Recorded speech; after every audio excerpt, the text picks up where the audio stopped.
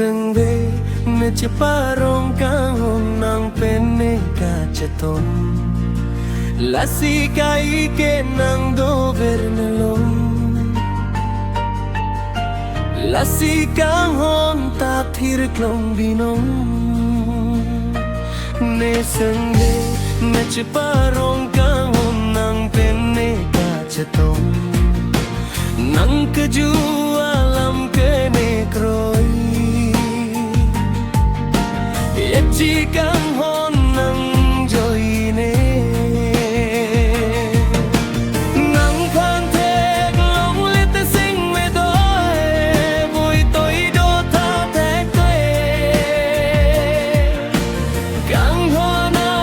pir bi buan kelang Me sing me che te ching sam done nang pan Me sengge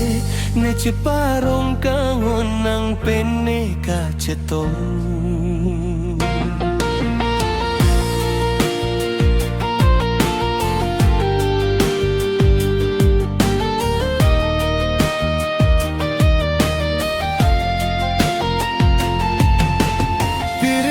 Alir mahu nalir monjir vangjir sintu manimpuan keme Majo apor mana iya turta puan na keme ketang sengkang san Etum makang hon tapir bi pace pace tang lonang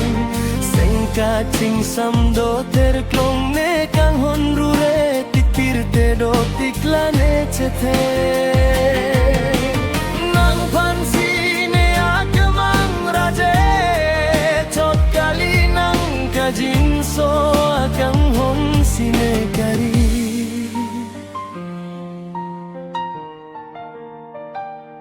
Ne sangre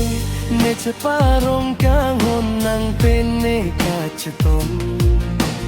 Lasika ike nang do berrelon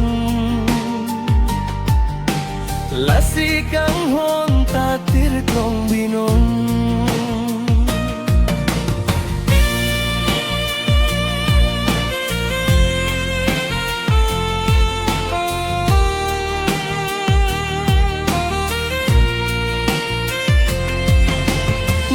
Malum sing we kang hon karibat bomlo ne kang hon lanang joy ne lobon Kedo ke thak nang phan ne sing do e ne chepu Tene pi apor dam bom vang bom bon ta sing velo pen nang phan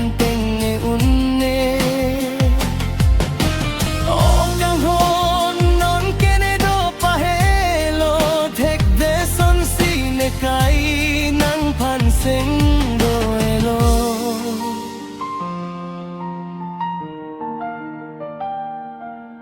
Suri suri alam le jadi dam tame kang hon nang pan keteng ne jiune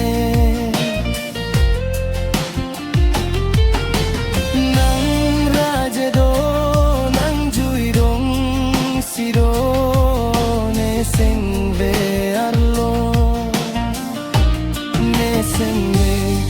Ceparong kahon nang pene kachaton Lasika ike nang do berron Lasikang hon tatir kong dinong Ne sangre ne ceparong kahon nang pene kachaton Nang geju alam kene kroi Ejikang hon nang joine Tang phan phek long let sing me do Vui tui na ta che to Kang hona pir bi buan kalang Me sing ve che te ching sam do ne nang phan Me sing ve Ni cepat rongkang honang pene kacetong